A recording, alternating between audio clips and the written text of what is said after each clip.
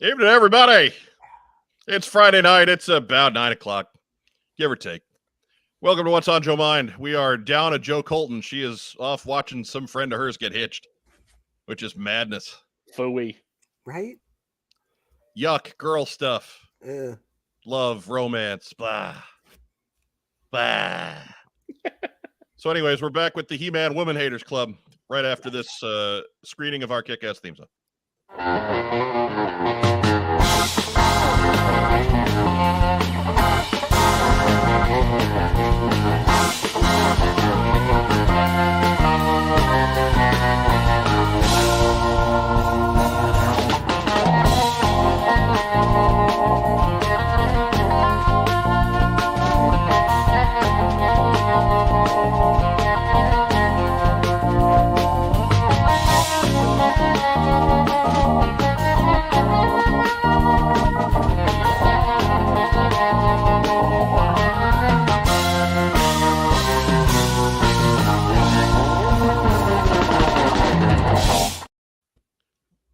Welcome back. We're What's on Joe Mind, a fan cast about the world of G.I. Joe. I'm your host, Mike Irizarry, and of course, we don't actually hate the women's.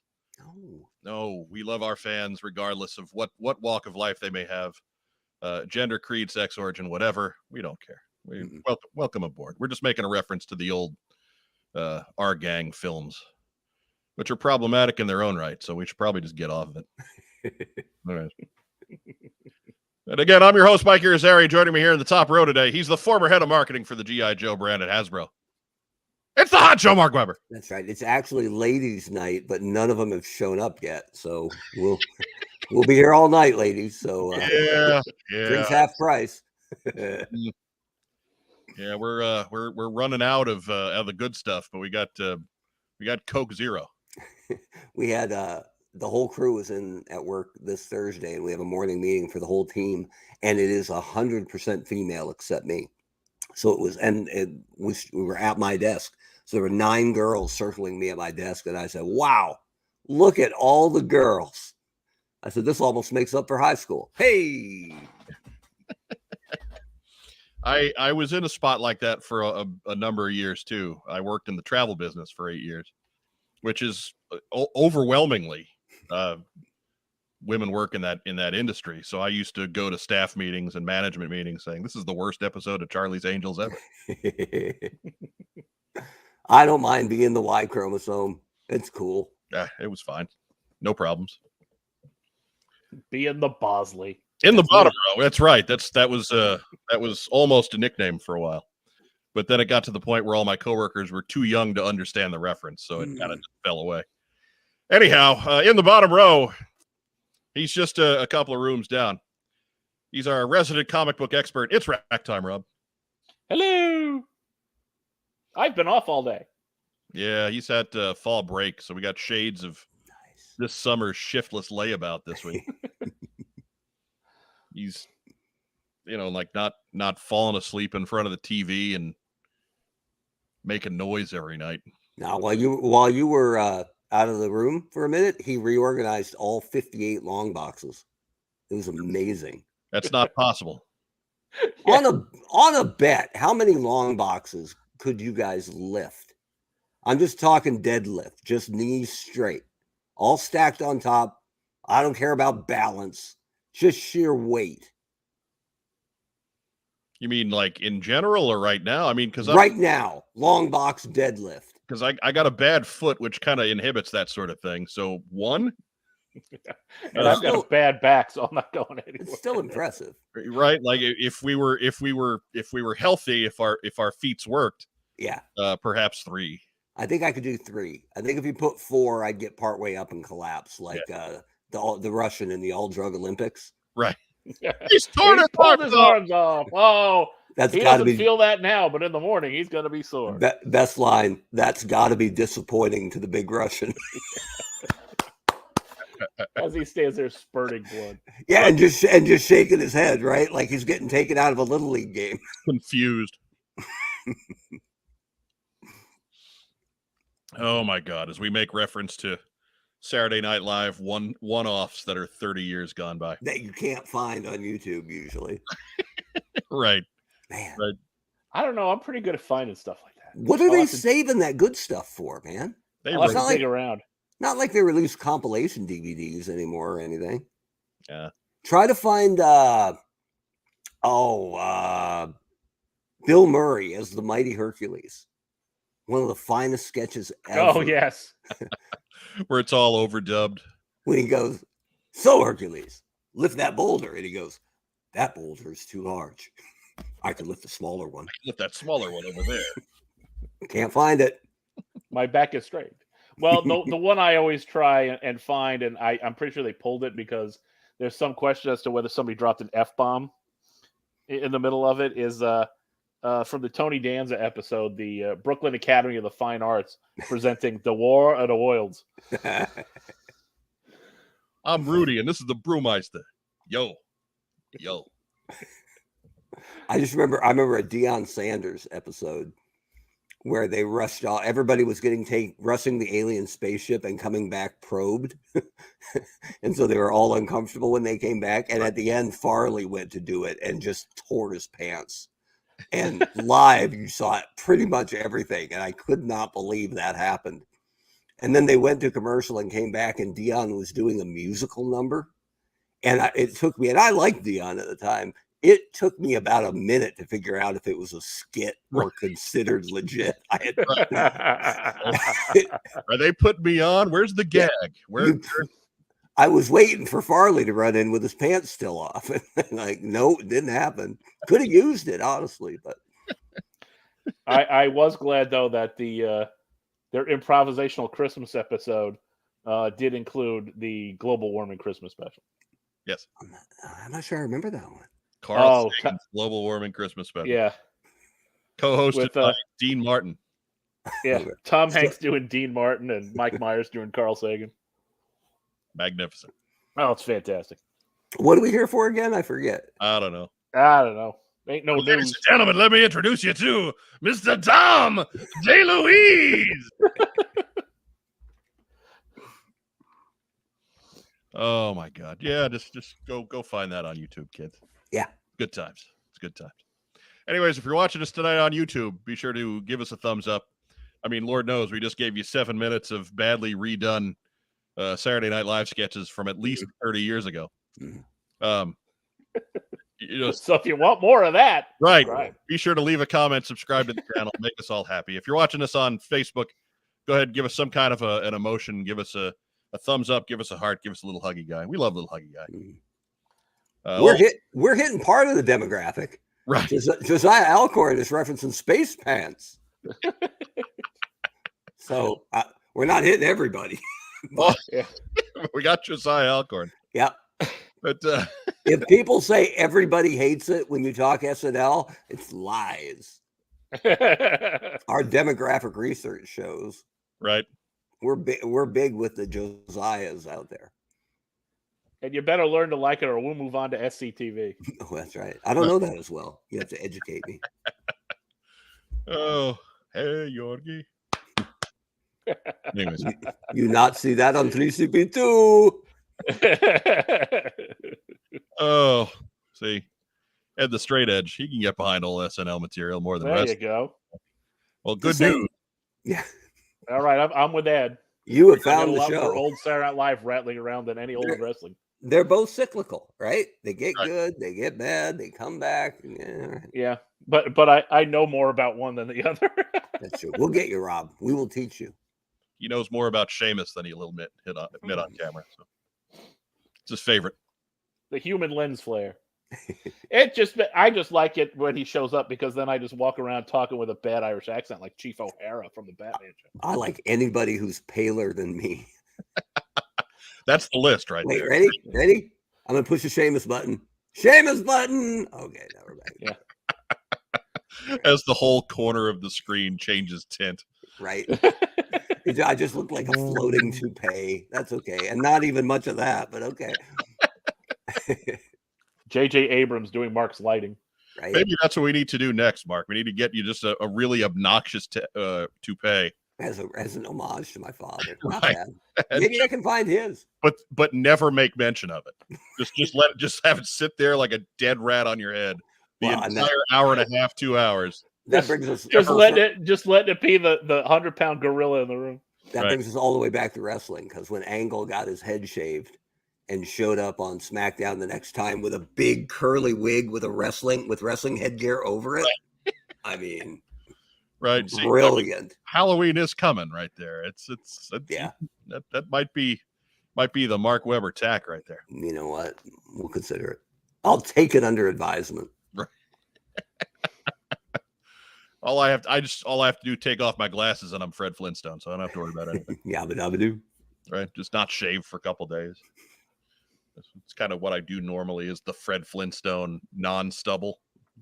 It's a good look. Right. I mean, if I shave more than 2 or 3 times a week, everything gets inflamed. So I just, got to pace yourself. If the toupee is actually a 100-pound gorilla, that could be interesting. Next week, I'll be deadlifting long boxes with an actual 100-pound gorilla on my head. Will he be helping with the deadlift? No. Come to think of it, 100-pound gorilla is actually kind of small. Yeah, it's pretty. It's true. Bring me the gorilla world. It's really just more than a big monkey. Diana, loan me the Cookie Monster when he's up to it. He can sit upon my head while I deadlift the long boxes. It'll be a good show. There's room for him. Mm-hmm. Oh my God! Well, we've wasted enough of these good people's time, don't you think? Yeah. Well, for now, we'll get back to it. We'll get back to that. Not like actually doing our segments is going to stop wasting their time, but what do you say we move into community calendar? Yeah.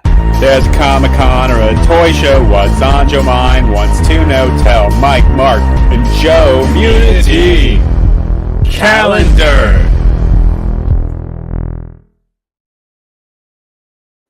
And there you see it. If you've got a show you want to plug, make sure you get it into whatsonjoemind@gmail.com. There's lots of ways to get a hold of us, but that's the only way we can guarantee it for you, because things aren't real organized at the compound right now. So get it to the email and we'll get it on the show. And make sure you get it to me before Friday, because I'm not making changes to that after Thursday. What if news drops on a Friday afternoon? That's what I'm saying. If news drops on a Friday, that's what that time is for. I got to get the news in. I'm not going to get Donnie Bohunk's garage sale in at the last minute, 8 to noon on Saturday. That's got to be somebody's new nickname. Right. Donnie Bohunk. Donnie Bohunk. Oh my God. All right. So where'd my slides go? There they are. There they are. Well, not yet. There we go. Hey, it's the last weekend. Last week we got to plug this one, but the New England G.I. Joe show is this Sunday, October 16th, at the Knights of Columbus Hall in scenic Tewksbury, Massachusetts. Head on out. You can see Pissed Off Flint and the Honcho. Mark, you going out to Tewksbury? I'll be wearing a Canadian hat in Tewksbury. See? A Canadian hat? Yeah, it's a toque. Is that a hockey mask? It's a toque. That's what they call it. If Joe were here, she'd back me up. She would, but she'd also be wrong. What? That's what they call it up there, like offense. It's just and they're sorry. And I'm not ripping Canada. I dig Canada. They just a knit cap. They call things different things. I have long pissed off the great nation of Canada. They are, depending on the week, number 2 or number 3 in our demographics. You know what they call the Stanley Cup in Canada? Foreign. Unobtainium. Yeah. Ooh. Yeah. Just saying. We're just borrowing it. You can have it back. Someday. It's probably bad enough that none of the Canadian teams are winning it, but then teams like Tampa Bay are, Right. 28 years we've been borrowing that cup, I think. Noted hockey powerhouse, Tampa, Florida. Mm-hmm. I mean, yet it is. They got 3 cups. There'll be a team that wins it from Canada at some point, provided there's any teams left in Canada to do so. I do like that. Whoever's the last Canadian team standing, they all rally behind it, unless it's Toronto. Right. They hate Toronto. Right. But Toronto never gets the playoffs anyway, so that's the point. Not much worry about that. Right. So right there, New England G.I. Joe show. Get on out. Tell us how it is. 10 to 2 on Sunday. $7 admission. Kids are free.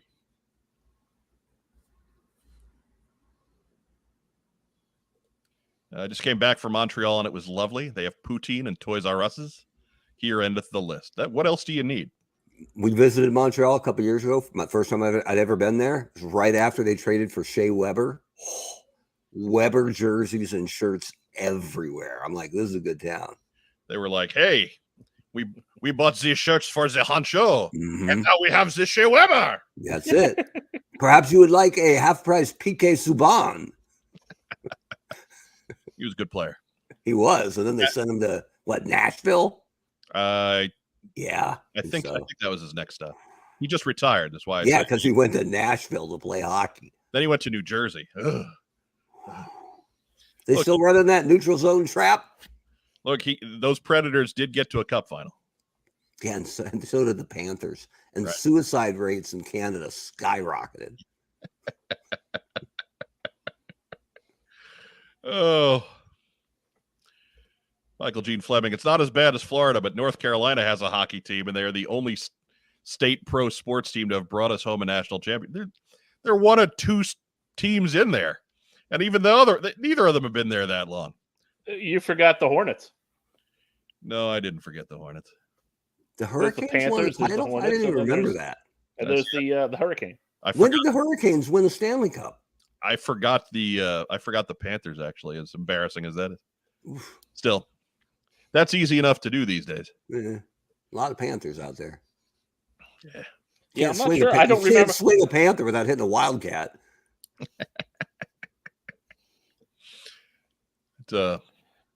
It's all right, Michael Gene Fleming. Not every state has a Yankees.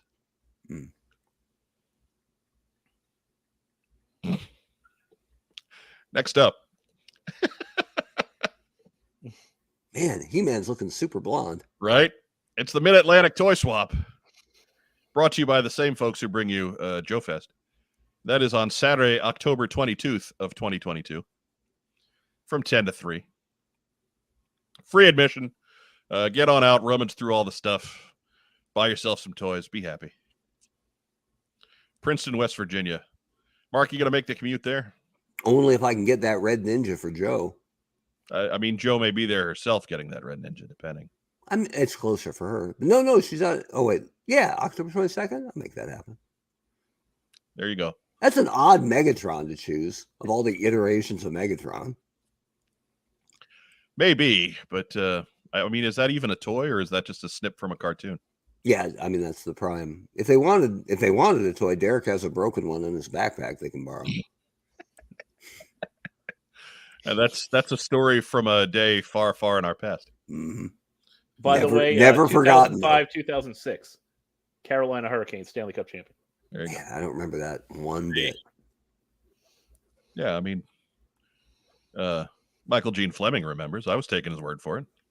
Look, I'm not disputing anything by somebody who spells their name out with all three names. Right. Because that is serial killer resume material. Or at least violent criminal. Yeah. As our subscriber count drops by one.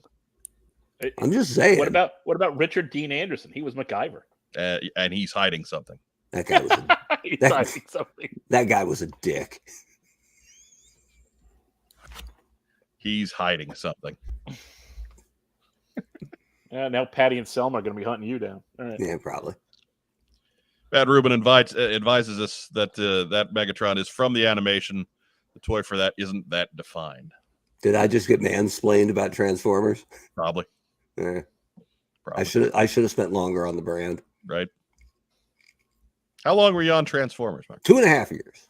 2.5 years. Out of the 4 years you were at Hasbro? I was there for 5, so right. It got split right down the middle. Right. Half of it crazy profitable. And the other half... Had to have it. Please, sir, can I have more than 4 items this year? No. All right. No, and in fact, this year you got 3. You never asked for more, because then they'd be like, well, shoot, we can give one of those to Nerf and one to Transformers, and you'll be down to 2, and you'll be brilliant. Make Snake Eyes, Storm Shadow, it'll be great. Make Duke with loud colors. I made a Duke. True. It wasn't bad for No. reused parts and all, but whatever. No, that was good. Diana liked him. That's setting a low bar. Yeah. I was at the very tail end of Transformers Prime. I was there 12 to halfway through 14. So, but Prime wasn't my gig. I was Generations. So Thrilling 30, Combiner Wars. That was my jam. Look at Phil totally got my back. He's got you covered. That era that went from 17 million to 124 million in 2 years, that was me. Just saying. If you want to look at it on a timeline, that's me. All I'm saying is, if you had put Duke's head on an otherwise Snake Eyes figure and just called it Duke, Diana would still buy it. Covert Ops. Covert Ops. She likes them all, but she's discerning too. She has tiers. A definitive list coming, no doubt. See? She's not rubber stamping all of them. Yeah, I think she's just saying that. I think it pretty much proves the points that no one likes O-Face Duke. And I put him out too. So but you didn't put him out first. Yeah. I put him to try and fill an item. To try and make up for lack of item count. Yeah, I put him in a 3-pack to help, dilute the onus of him. The onus. No, Ruben, Matt's right. It's totally animation. They did make a toy of it, but yeah, that's totally that's you're 100% right. I mean, I guess we used him to prove anyways, I don't know. This is all going in a nasty loop and I want to move on. Let's go. Next show item. The end of the month. New Jersey CollectorCon is back on Saturday, October 29th, 10 to 5. $10 admission, $20 for early bird at 8 a.m. That is in Cherry Hill, New Jersey. Giving away stuff every hour, including that big-ass Omega Supreme that you see in the picture. That's the last one of the day, 5 p.m. You have anything to do with him, Mark? No, but I thought they did a great job. By and large, the Transformers team has been doing great work. Yeah. Over the years. Really, hardly any complaints. But yeah, that Omega's great. And my son is a huge Transformers fan, and his favorite jam are the Titans. And he's got all of them stacked up high on a bookcase, and Omega's pretty much killing it. We had to move Triptychon off because he's got that gigantic tail. So he really needs his own spot. He's on top of Derek's desk. So what does Derek think of G.I. Joe? He's okay with G.I. Joe, but he likes, even now, man, and he's 15 or 16. He'll, when he's watching a show, he'll have a Transformer in his hand. Just click, click, click, click, click, click. And then comments later, click, click, click, click, click, click. Like, it engaged him. And that's, not to get too geeky into it, but that's really the joy of Transformers is beyond the story, is it's puzzle play and action figure play together. And that's the genius of it, going all the way back to Takara. And that still works on a ton of levels. And it absolutely works with Derek. Like, he's 16. He doesn't get a lot of toys anymore. But his sister got him one she knew he wanted. And that was what he had in his hands the whole rest of the night. So there's some magic there. With a name like Omega, he has to be supreme. That's a good point.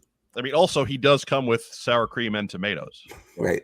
And he can blend them with his claw hand. He can make guacamole. It's great. It's a little Cuisinart. Yeah. Cuisinart Supreme. Of course, the beginning of November, we've got assembly required on the 4th and the 5th. We talked to Brian Sauer a couple weeks ago. Still plenty of opportunity for you to get in on this. Get those vacation days set aside. Head on out to Iowa. Get yourself to assembly required. What episode do we have that on? A couple weeks ago? Yeah. That one.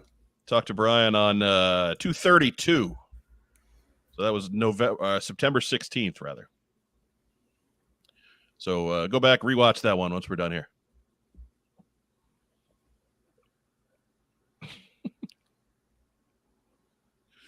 Sorry, I went over to the chat for a second. It kind of where there's a comment we cannot post because it's horrifying. Right. There's that one. And then there's also the ongoing Taco Bell Transformers match. Yeah. I don't need to go back. I don't need to put all of those on the screen, but just be assured we are amused. Yes. We are amused. Anyways.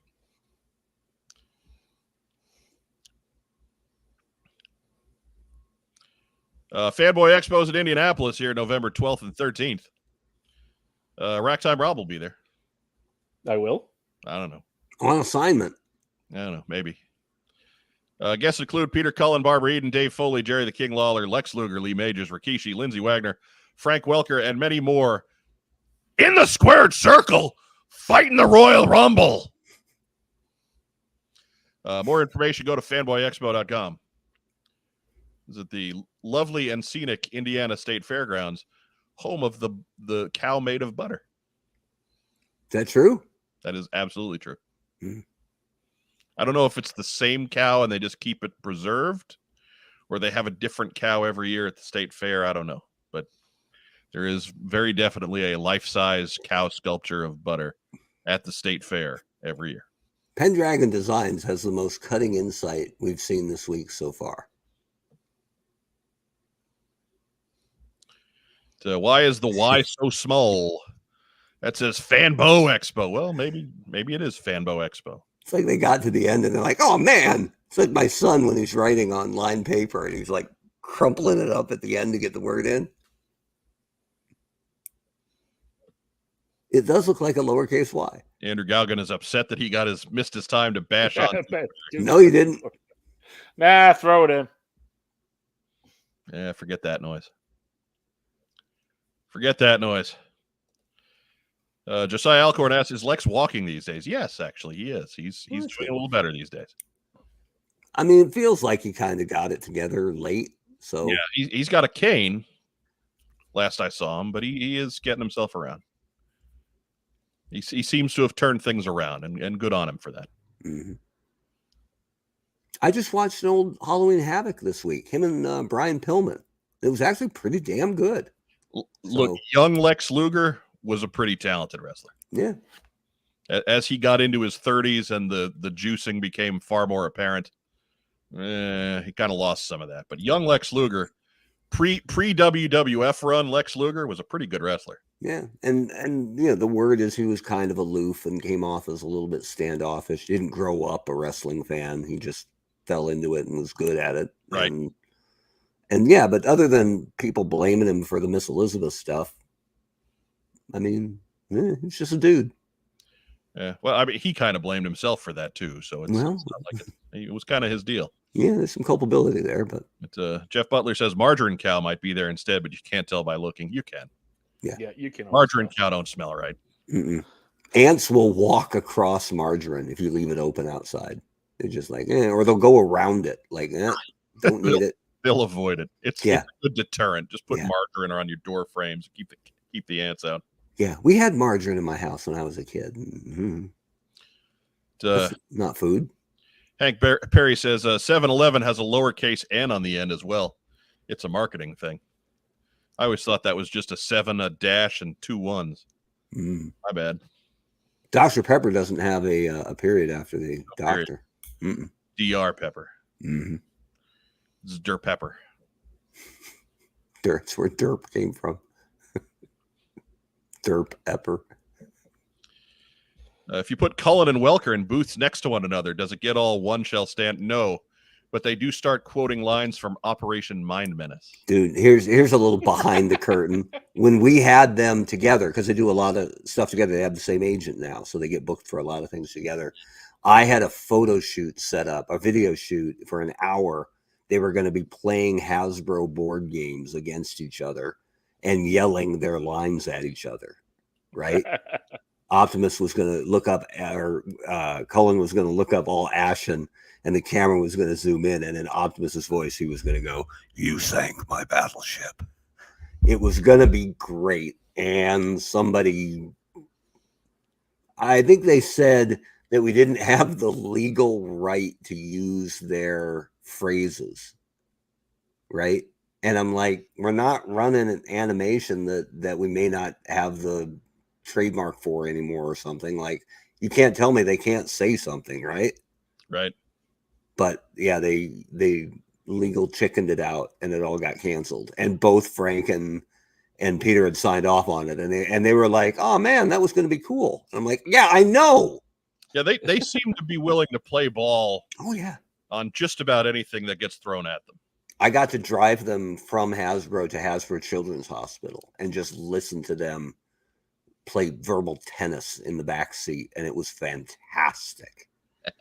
And our Cullen does a fantastic John Wayne impression. Well, yeah, that was Optimus Prime's halfway there. So. Yeah, but I mean, I can't tell you how surreal it is to drive Optimus Prime and hear him do John Wayne.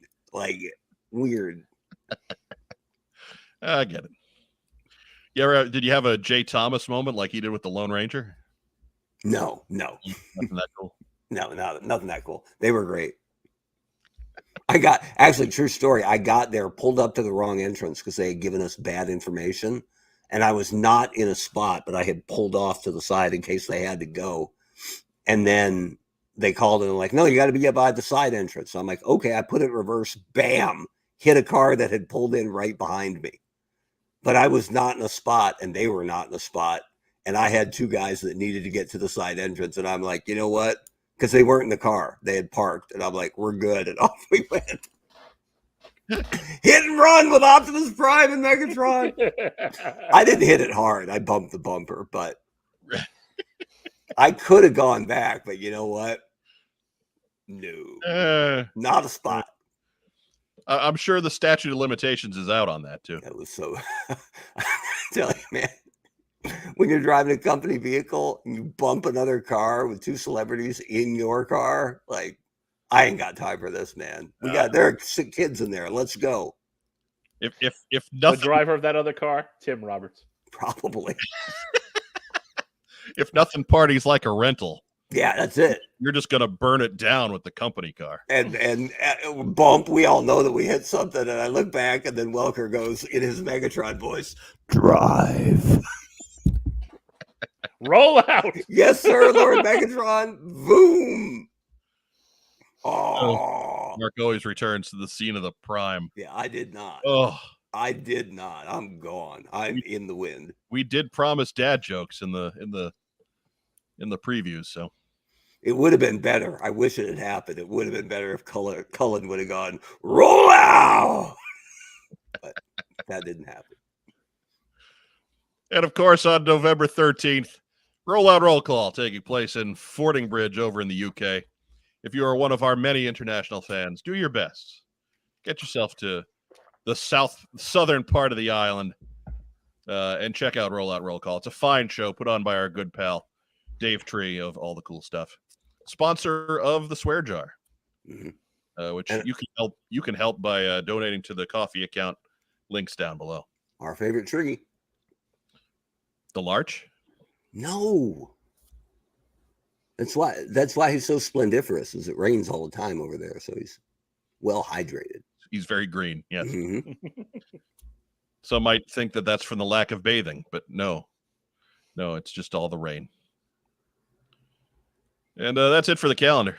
Yay! All right. Remember, if you've got a show that you want to plug, well, stay tuned. There's a Comic-Con or a toy show. What's on Joe Mind wants to know. Tell Mike, Mark, and Joe. Community Calendar.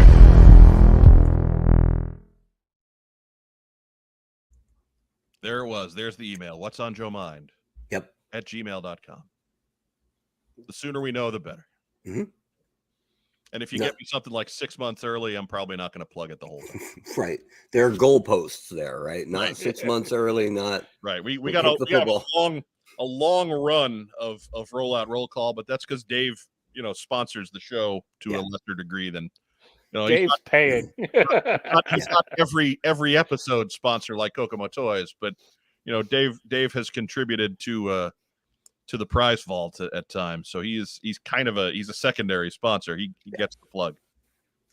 And once that show's over, the very next Friday, we're going to be pubbing next year's Rollout Roll Call. If we get invited to that one, maybe. Oh, be good. Maybe. Yeah.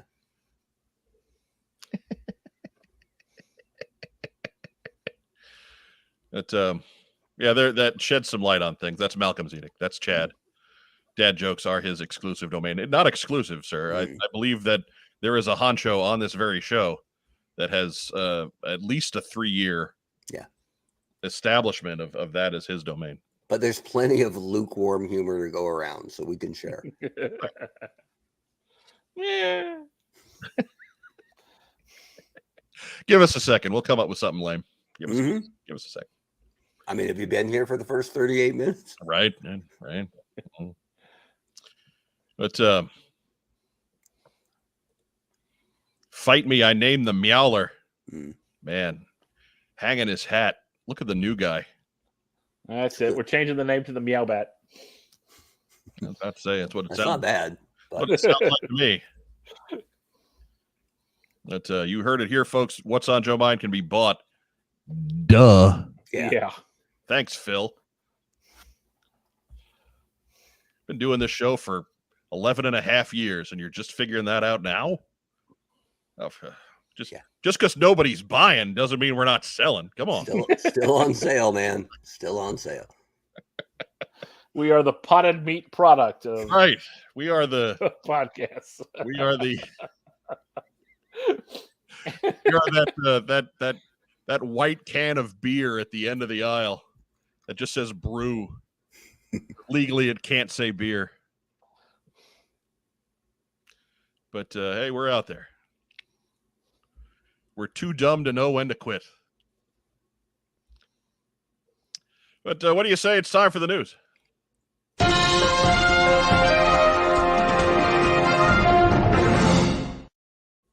I do enjoy that.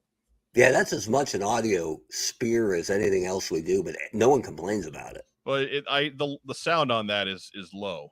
It has deliberately been lowered, so it's not a spike like Community Calendar theme song is. And I refuse to fix Community Calendar theme song or the lightsaber and Coco toys.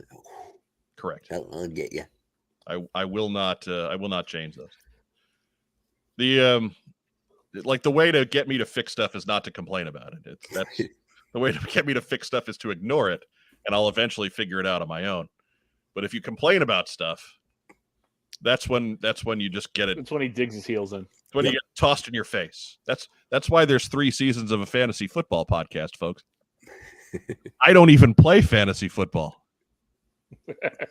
Fantasy football is great. It's the only place you can tackle anybody. Right? I hate fantasy football. I can't stand it. Yeah, I don't like it either. Hate it. It makes boring games interesting. No, it doesn't. No. If I want to watch boring football, I know what I'm doing every Thursday night for the next 100 years. Right. We're Giants fans, right? And I refuse to have a fantasy team where I'm forced to take members of Dallas, Philadelphia, or Washington on my squad. I refuse. I will not do it. I cannot root for those players under any circumstances. Screw them and screw fantasy football. There you go. Not to mention, hate the Ravens. I'm not putting any of them on my team. The Rams? Oh, no, I don't think so. What's the Ram thing? The owner? They're owned by Stan Kroenke. Yeah, okay. Speaking of bad toupees. Right? Oh! Joel McMullen firing fastballs in Australia. If you want to watch boring football, you'd watch soccer. That's why I don't watch soccer. Yeah. He's got a good point, except almost all the world completely disagrees with him. But other than that, you want to watch boring football, you just watch on Thursday night. That's it. We're all about player safety in the NFL. Enjoy your 4 days between games. I live near Detroit. Boring football is every single year. No, they're finding exciting and dynamic ways to lose this year. They had Barry Sanders. They should have enjoyed that more.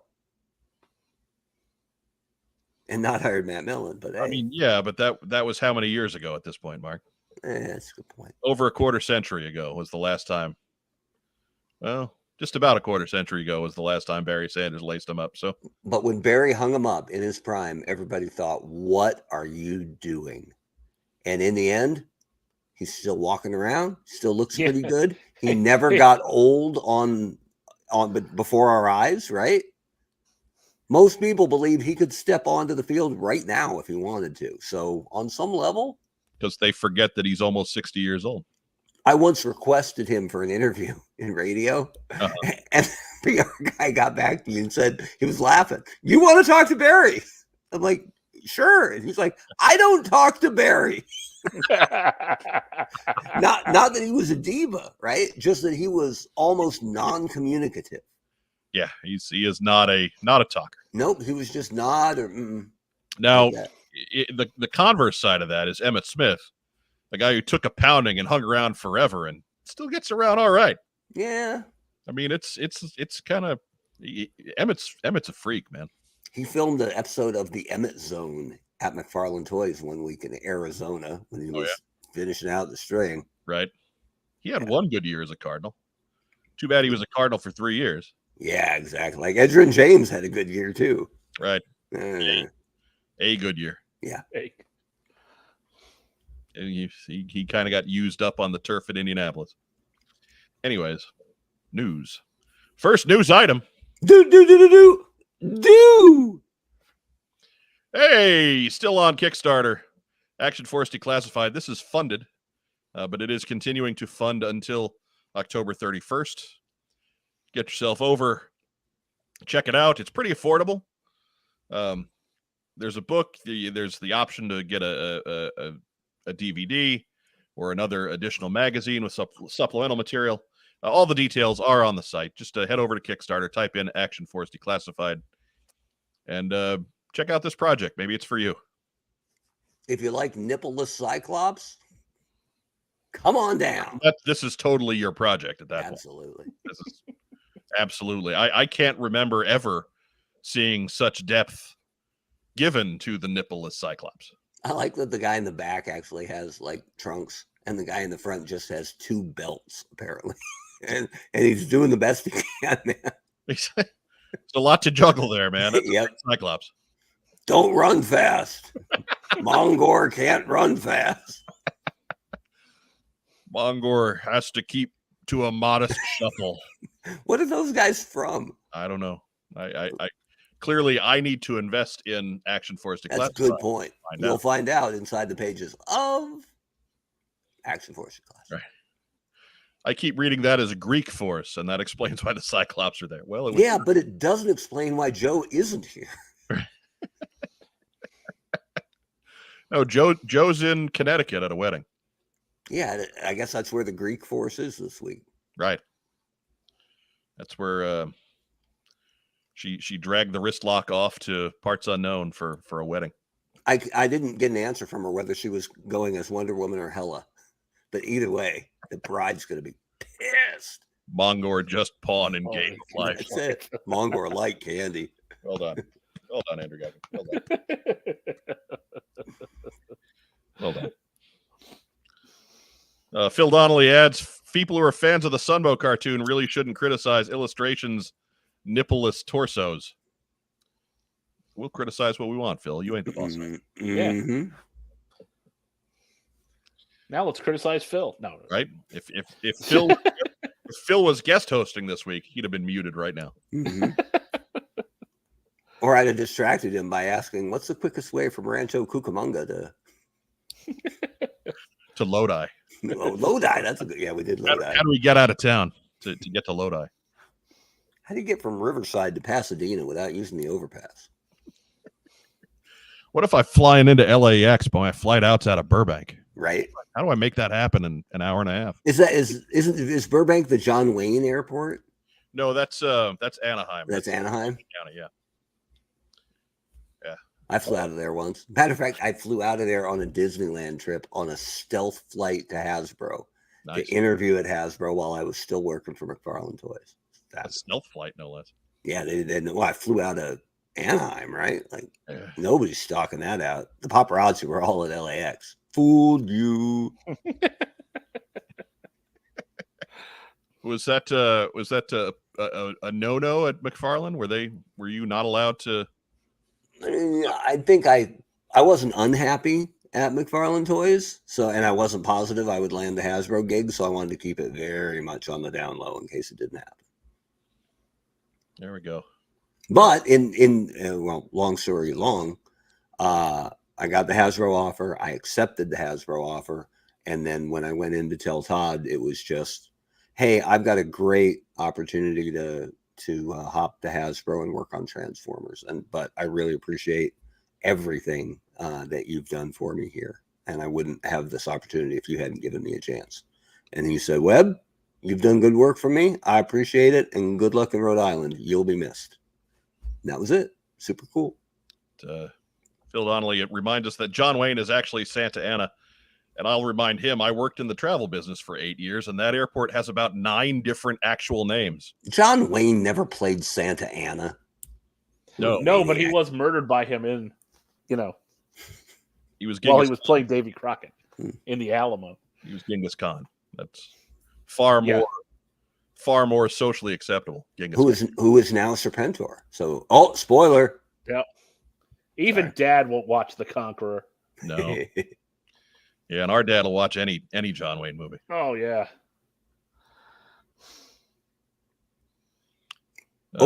Justin Mohan. What's Todd McFarlane like in real life?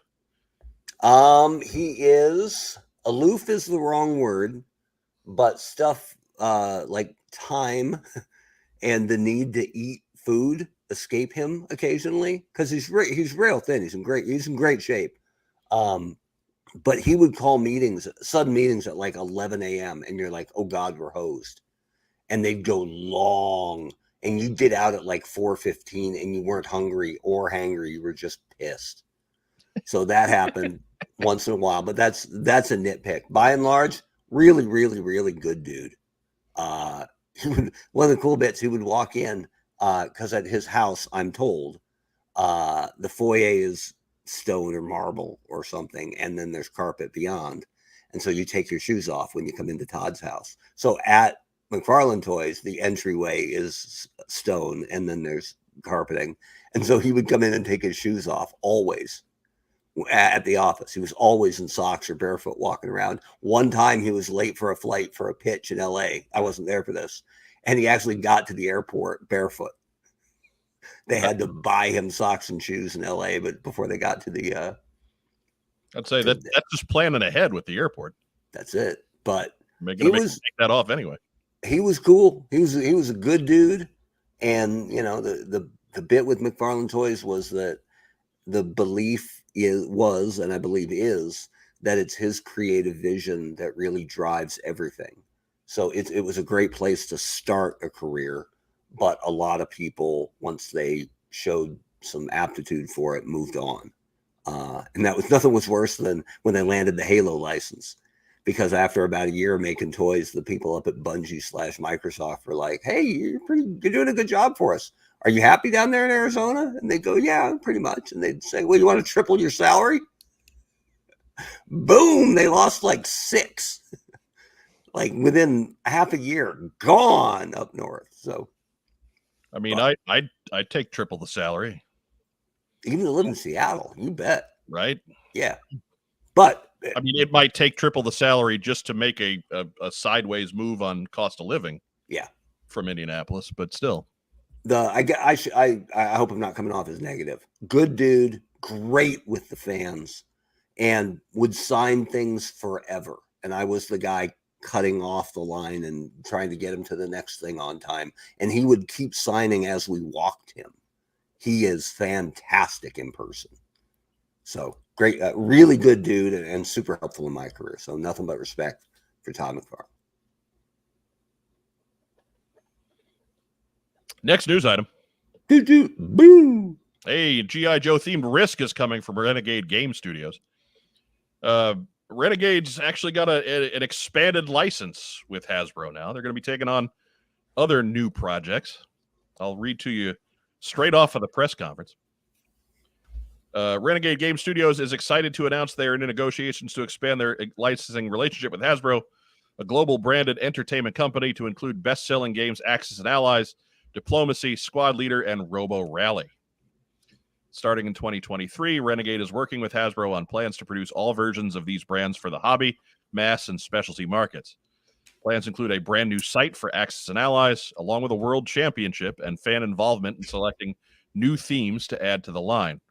Fans will also see new printings of staples for the line, as well as the return of some long out-of-print editions. Fans of Robo Rally and Diplomacy can look forward to new reprints of these classics hitting store shelves soon. Now, they are also, I believe, as far as Risk goes, they're making a G.I. Joe version and a Transformers version of the game. So that's cool, too. We've seen G.I. Joe Monopoly a bunch of times. But if you want to read the full press release for yourself, it's at renegadegamestudios.com. Congratulations to the folks over there. That's a big deal.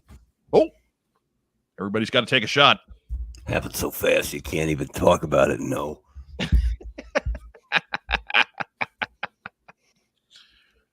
But I thought Risk was a Hasbro product. Yes, Risk is a Hasbro product. They are farming it out to Renegade Game Studios. We would, in high school and college, we would play Axis and Allies every couple of years. It needed a couple of years for us to remember that it was always no fun by the end, because it's like a 5-hour game. And I remember I was usually Germany, because Weber and my buddy Brent of Eternal Baseball fame was Japan. So we were always the Axis. And we always would end up chasing Seth's last remaining troop on a carrier all around the world. He was just like hiding out in Madagascar, and we had this gigantic armada after him. Would have made a good show, actually. But eventually World War II on our Axis and Allies game always ended in like Iceland or Madagascar or Guam somewhere. And with lots of sadness. Yeah, it was a pretty definitive finale, but right. With evil winning. Yeah, pretty much. Yeah, pretty much. And our buddy Chris was always Russia, and he always fell asleep before anybody else. We were always waking Chris up. Chris, wake up. I always got stuck at Russia. One time I got really pissed off and beat Germany before the Americans got involved. Anytime I played that game, I always volunteered to be Russia, so I would lose early. Because I can't sit through that game. I can't. I built a navy, for God's sake, with the Russians. Diana Davis asks, what about G.I. Joe themed mystery date? If you get Snake Eyes, it's still sort of a mystery. You know what? I think they have a suggestions box at Renegade Game Studio. So by all means, throw that one at them. I bet our friend Ryan Costello would be thrilled to be part of the development team for G.I. Joe themed mystery date. Can't wait. I'd be all about it. That would be awesome just to have for just conversational piece. Right. Be fantastic. Would anyone like to play G.I. Joe Mystery Day? G.I. Joe Guess Who? G.I. Joe Guess Who? The first question is always, are you in the military? Anyways. Are you Snake Eyes? G.I. Joe Guess Who? Nice. Next news item. Hey, speaking of games, if you're still playing World of Tanks, there's finally some new G.I. Joe content for you. This week begins a run with CoverGirl and the Wolverine, Baroness, and the Crimson Attack Tank, both being added to the game. Special events through the 24th. You have more information at worldoftanks.com. I present each of you 60 seconds to complain about the cannon on the Wolverine. And Mark, go. No. I just want to, do we have any former hosts who would like to call in and complain about CoverGirl's involvement in this whole project? I'm sure we do. But then we'd have to explain what World of Tanks is. Right. And you know what? So yeah, no. I'm not gonna kill on it, because if you actually just took the cannon out, they did a pretty good job representing the Wolverine there. So look, for the way that game is played, you have to have a cannon on the Wolverine. Okay. If the Wolverine had come like that originally, ain't nobody would have complained. No, it's not bad. I'm not gonna kill it. I do think maybe a vehicle like the Wolverine should have a secondary armament. Yeah, because after you fire all 12, You're pretty much ramming speed, right? So Yeah. and it doesn't even have like a cow catcher on the front or nothing. So you're just there to carry the wounded back. Right. That Wolverine, I bet like the battle bunker, it would carry a lot of corpses. Aside from the obvious color issue, it's possible that Chonky Cat drives a Crimson attack tank, right? It's possible, although, I mean, Chonky Cat does fight for the forces of good. Well, we would hope so. I mean, clearly. I think that's wave 3. I think Chonky Cat is still a little new to the game, but, next time they get Chonky Cat in there against the Cobra Rage or something, and yeah, it'll work. You know what would have put this through the roof is if they'd had a tow cable broken on one end on the side of the Wolverine tank. That would have been awesome. Just sticking out flayed like a cat whisker. Yeah. Now and staking his flag in the ground here. Wolverine HasLab incoming. Am I right? No. But you got the size correct. That's about size limit, I think, unless they go nuts for a Mobat. But no, it's got to be a vamp. Got to be a vamp. I would think. Yeah, got to be a vamp. Right. Anyways. What do we know, though? We're just the guys who said it'll be a vamp or a hiss first. Right. We don't know nothing. We got nothing. We're just the guys who wrecked an entire year's release schedule. Anyways. Sorry about that. Remember, that name is What's on Joe Mind. We'll try not to do it again. We've been trying to do it again. They're just more careful. But they are a lot more careful about that. You folks, you have no idea. We have tried to do our follow-up hit, and it is just so many steps. And there have been times where we've known what was coming, but we couldn't say it without revealing our sources, and we don't want to do that either. Right. So, yeah. There have been some times. But if we get it and it's safe, you'll hear it here first. Right. And you'll hear it from other people about 20 minutes later. Right. Sometimes cited, usually not. Usually not. Usually not. But thanks to the folks who did. There were plenty of them who did. Most of the folks who were friendly with us did. Even a few that aren't. It's a community, really. Right. For most of us. So Pendragon Design's taking that to the bank. Yeah, do it. Again, no knowledge, no inside baseball on that. No. It just makes absolutely too much sense. Right. Can't wait to see Clutch in that two-tone shirt. It's going to be great. Watch it come with chuckles or something just to throw us off. What? Chuckles. Here it comes with Budo. Out for a joyride. Yeah! Got me a vamp. Woo! I would be out on Budo on principle. He's got the samurai vamp. It comes with Boy Scout Billy out for a joyride. Then I'm back in. It's got a stinger rack, but on each of the missile things is a sword. You got to watch out for Billy. That guy's got a lead foot. No, that's more of a steel foot. Yeah, exactly. Kind of a titanium alloy foot. Billy is just a cosplay. That's right. See what I did there? Yeah. Next news item. Do. Hey, showing up on SureThingToys.com this week. Pre-orders for Super 7's Reaction Wave 5. No images available, but these were the listings that they had. Tomax, Zaymot, Snake Eyes. No details on that Snake Eyes. Sorry. Mutton Junkyard, Duke version 2. Again, not quite sure what that means. Raven, Red Laser, the G.I. Joe MPs, and Camouflage Cobra Troopers. Again, that site, SureThingToys.com. I was not expecting that to ping the old Google search. Got to say that one.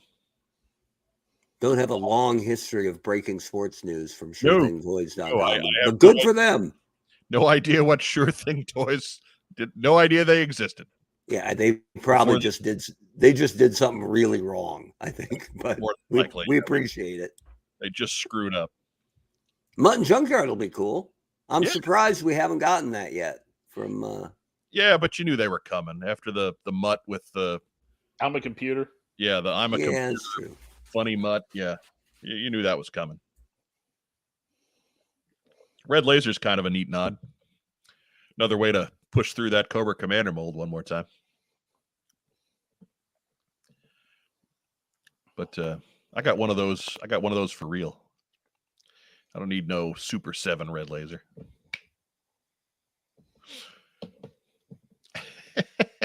Phil Donnelly asks, when does Super 7 do the generic Deke Joe Troopers? Orange camo and purple helmets. They were terrible. And frankly, they're running out of Joe Troop builders, so I would think sometime soon. Sometime soon. Tony Renteria asks, where is Wild Bill? Good question. Good question. Bill's one of the only... Ooh, that sounds weird. There we go. Bill is one of the only vehicle drivers that I think still makes perfect sense as a standalone figure. And I'm all about vehicle drivers, but he was such a big deal in the cartoon. That, I mean, probably cartoon-wise, the most iconic vehicle driver, right? I mean, you'd think, as far as existing without his vehicle, probably. He was the one with the most personality. I mean, Ace was around just as often, but yeah, looking like the Michelin Man, right? And I liked Ace, but never without the jet, right? Yeah, that's a good point. And Destro can fly the jet with no training, so how special is Ace? Right. In his defense, Destro was flying other jets, so you know. Yeah, but when they're like, "Come on, guys, we're moving out," like everybody was jumping in, right? You look over. Well, that's the cartoon, you know. Spirit's flying one of them, right? Except he's in the back seat, and Freedom's totally got the stick because he's like, "I got this. I do this all day." Junkyard could fly a jet on the cartoon. Got that right. Black Star Ninja asks, when did the G.I. Joe Super 7 Ultimates release? They're supposed to be out months ago. Couldn't tell you, man. I think we got through New York Comic Con. They still didn't put a release date on them. I mean, we can make that a Mad Lib pretty much, right? When do the blank release? They were supposed to be out months ago. But yeah. Good question. Good question. Phil Donnelly, again, trying to irritate us. Zartan and Serpentor are technically vehicle drivers. Foo on you, Phil Donnelly. Foo. Deluxe figures. Anyway. And they were huge sellers. Like that entire SKU, what were they, $6.99, $5.99, something? It's something in that $5.99. I think they've wound up being $7.99 before it was all said and done. I'm not sure Zanzibar set the world on fire, but they were trying to play that hit over and over again. Right. But yeah, it was Zartan, and then they gave it off a year off in '85, but they came back with Serpentor, and then the that place was probably taken by the Crimson Twin 2 pack. Yeah, probably could be.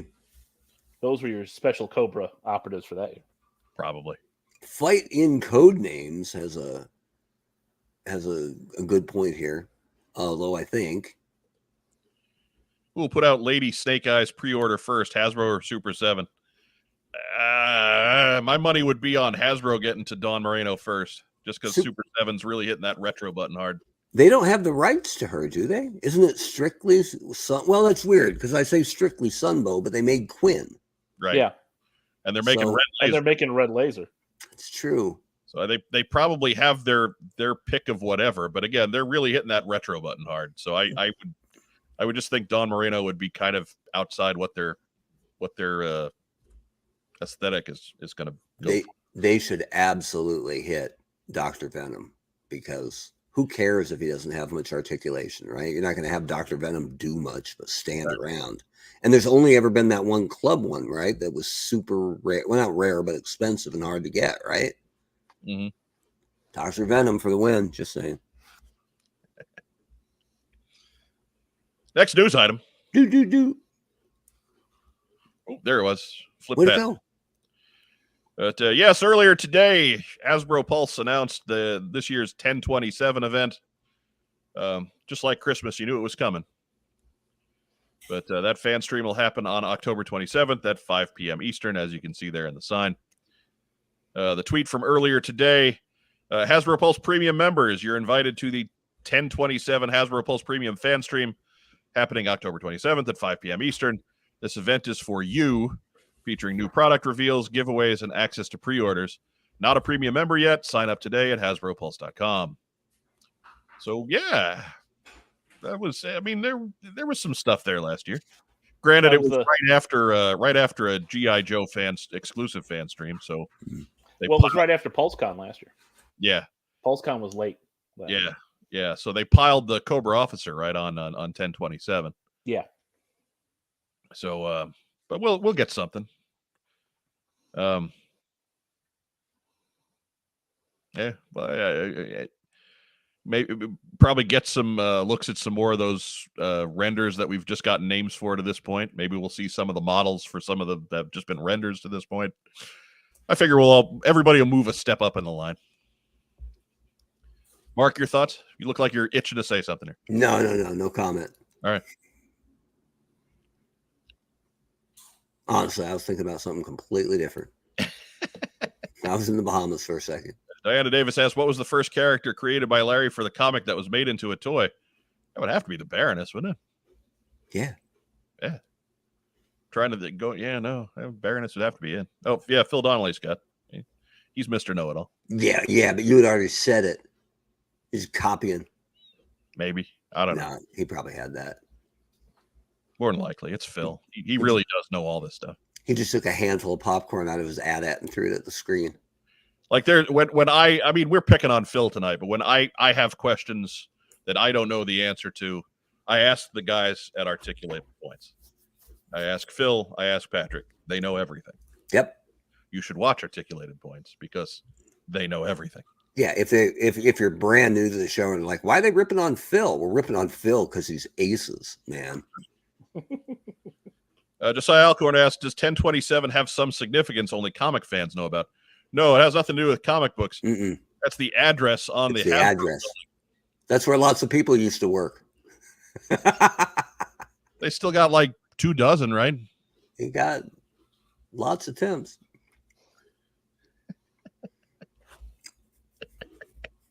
Oh, what's important here is that you're not bitter. What's to be bitter about? Right. They're the ones losing money. Right.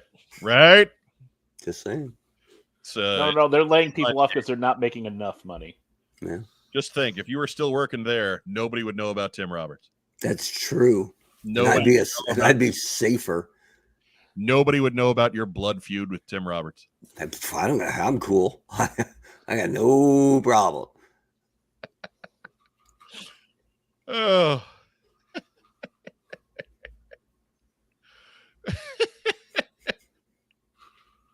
I think that's the news. I'm not poking that bear. Do. Oh no, of course we got Chonky Tank Kitty. He's always there at the end of the news. He's also here to remind us that our good friends at Kokomo Toys want you to visit them in Northern Indiana or online. And here they are to tell you more. We buy, sell, and trade vintage and modern toys. G.I. Joe, Star Wars, Transformers, Marvel, DC, and more. Located in beautiful downtown Kokomo, Indiana, we are open every Wednesday through Saturday from 12 to 5. It's a theme park of nostalgia. Join the thousands of people who have traveled from all over the Midwest for over a decade to buy and sell with us. Get your geek on. That's right. There we go. Diana Davis opines that maybe Hasbro has a kick-ass woman in a leather outfit limit for comic-inspired toys. That would be a shame if they did. Right? Why would you do that? Yeah, I think that's something that there should be no limits on. Oh, and by the way, I don't know if you guys saw this from our friends who broke the Super 7 news, but there's also a new Crocmaster variant coming out. Really? You didn't know that? No. Oh, come on. There's really only one iconic Crocmaster, but for the completists, this is the kind of guy I think you're going to need in your collection. I'm sharing my screen. It's Crocmaster! No? I mean, Classified Scarlet was wearing Tevas. It's Andrew Gaugan making us aware in today's Hasbro job listing, Global Supply Chain Planning Co-op, Providence, Rhode Island. They kind of need one of those, don't they? Yeah. That seems, as 1,000 G.I. Joe fans this week, nod slowly. Look, I don't know anything about the current. Everybody who got the delay email on Tiger Force Outpack for the third time. Right. I don't know anything about the current issues, and I never faced anything like that because nobody had ever faced anything like, the pandemic and the fallout from it before. But other toy pegs don't seem that empty. Yeah, it's starting to get a little isolated. Like, even if you compare it to other Hasbro stuff, right? Like, Transformers pegs aren't that bare. And I'm not talking about there was a run, there was a lot of birthdays this week in Barrington or something. I'm just talking about overall. I don't know. I was in Target today and actually saw full Hasbro pegs. Okay. I myself saw actual G.I. Joe classified on the shelf. I myself was not in Target today. Yeah. Was it Gung Ho? No, it was Spirit and a Cobra Officer. Well, there you go. Okay. You left the Cobra Officer there. I got 3 of them. That's enough. We'll call that progress. Are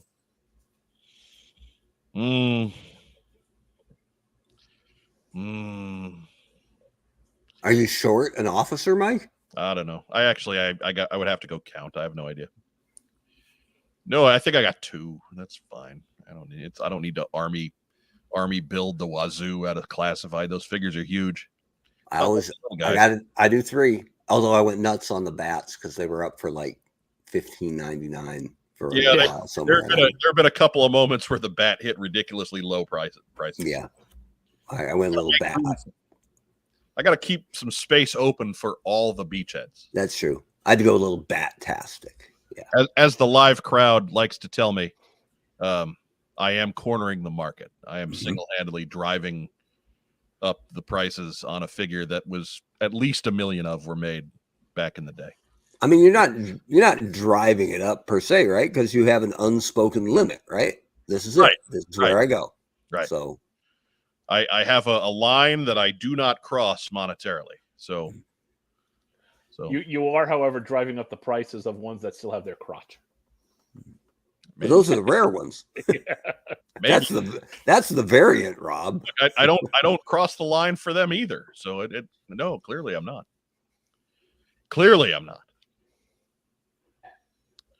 Anyways, if the folks in the live chat, we do have time for a couple of questions today, so start getting those together. Andrew Galgan says, my local Target continues to have Snake Eyes, Baroness, Scarlet, and Akiko.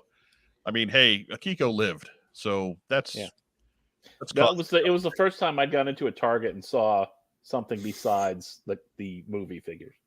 No Storm Shadow though, huh? Everybody's after that pearlescent ivory Storm Shadow with no deco. That's Bonin Storm Shadow. Yeah. Best part of the movie and worst figure by far. Oh yeah. Oh. Yeah, really, the movie stuff isn't that bad. The toys aren't that bad. And I'm not saying anything bad about Akiko ever again. Because we tetherballed she's a survivor Akiko for 4 months. And then she survived. Well, everybody survived the whole damn thing, but she did, and she had sacrificial lamb written all over her. Yes. And then the figure made a nice rebound in that Blue Ninja 2-pack. Yeah. So we got nothing but love for Akiko. Yeah. Just getting it done. David Allen says, I'm with Mark. I have a 3-figure collection limit on every classified figure. Yeah. All right, fine.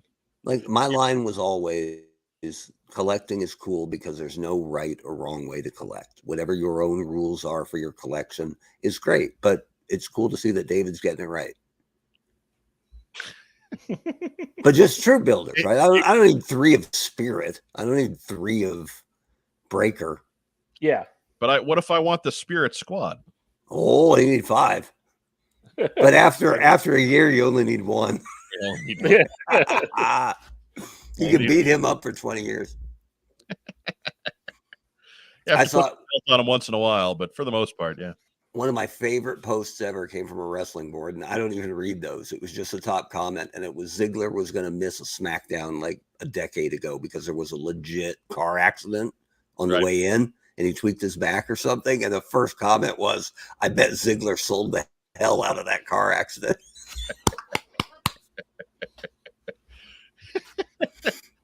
Can't you just see? Bam! And he comes out of the back door.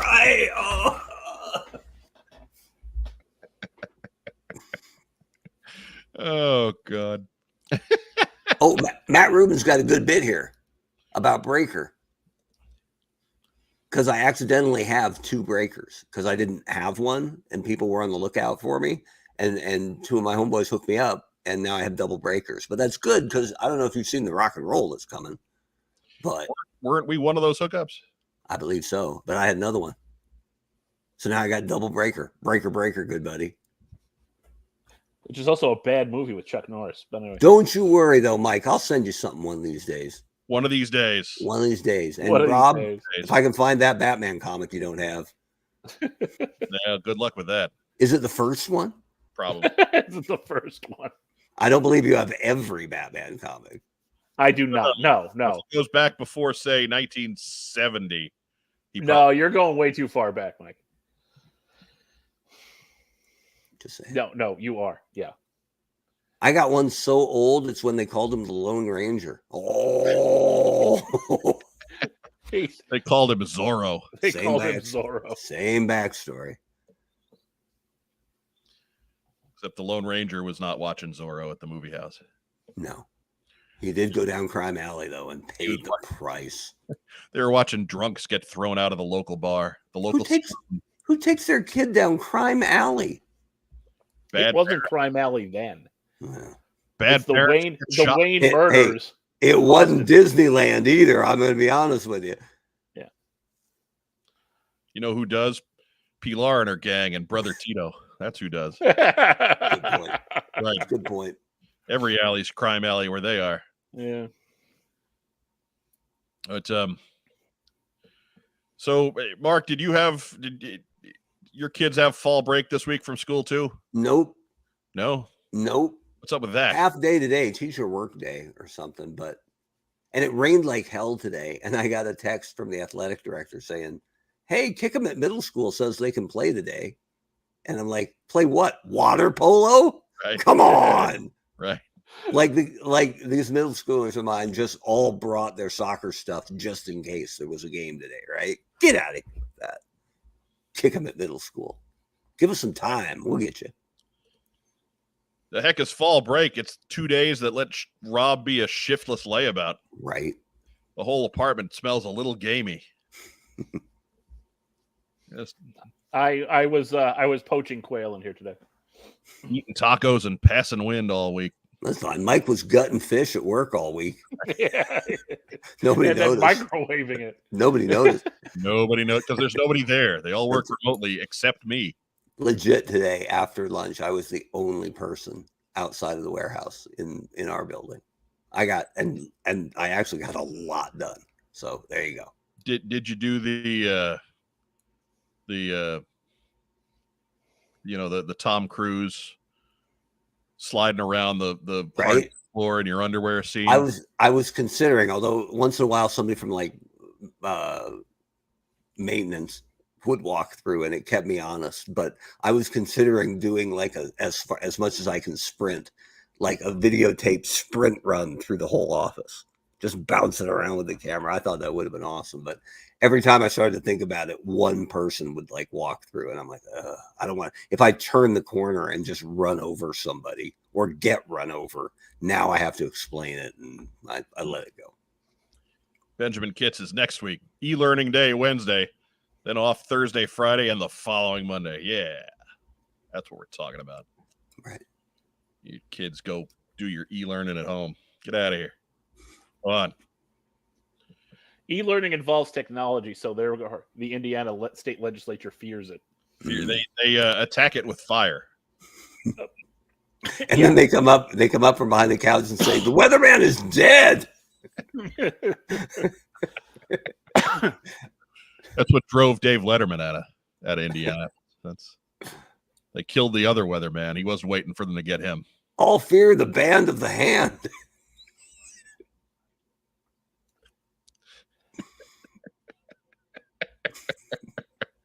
It came full circle. So as we don't seem to be getting a whole lot of questions. Oh no, there's one. Mark, do you collect any manga or anime toys or shoguns? Manga. Whatever. No. Liquid I am hot manga. G.I. Joe like crazy. Comic books and Transformers very lightly. That's pretty much it for me. His secret Power Ranger room is just that. It's our secret. Even as I can't say I wouldn't have liked Power Rangers because I loved Battle of the Planets when I was super young. Right. And it's not, it's not the same, but there are similarities. I was just Power Rangers hitting like what, 88-ish? I think later than that. I was in college. Maybe, I think. Yeah, 93. Okay. So now I'm, 19. Power Rangers never had a chance with me, but if I was younger, it might have hit me. I don't know, but given when it arrived, it never had a chance to resonate with me. I respect it for how long it's run and how often they get new programming. That's nice. Might be nice. But no, was never my jam. Not that, not He-Man. I was the right age for He-Man, but I was already vested in G.I. Joe and Transformers, and it just looked wonky. My college roommate, his favorite show that freshman year was Power Rangers. Okay. Right. And he would watch it. Like I was in wind ensemble and bands like that met in the afternoon. So he would watch Power Rangers at 4:30. And then when I got back from class, he and I would go to dinner usually. But he was visibly angry when season 2 came around and like the bully characters from season 1 weren't there anymore. Like he was legitimately pissed that they his whole week. Right, they the bully guy. His grades tanked. Like no, Eddie's name is in the hallway at Academic Hall because he got out with a 4.0. Oh, good for him. Man never cracked a book. He's just one of those people. Oh, okay. You love Eddie, but you hate Eddie. I don't get why. Like how I look at Power Rangers even then, and I was like, this is lame. It looks so fake and low rent, and they're not putting any money into these rubber suits. But I'll watch an Ultraman movie, right? And it's just which is the same damn thing. It's just as bad, but it was 30 years or 20 years prior. But I'm not sure why there's that dichotomy. But Ultraman all day long, fighting Princess Dragon Mom, go for it. But Rita Repulsa and the Power Rangers just I don't hate them, but they are what they are. They're silly. It never had a chance with me. It was we're 20 too old. I think it was 20 when they launched. Like, nah. We were too old. Yeah. Mark II Designs is asking me the same question. No. Manga, anime, no. Too much. Much too much. I'm on limited space. I got to fill it with little beachheads. Not that there's anything wrong with speed lines and mouths open so large it looks like half the face, but no. Philip Donnelly asks, what off-the-wall random characters would you like to see in the reaction line?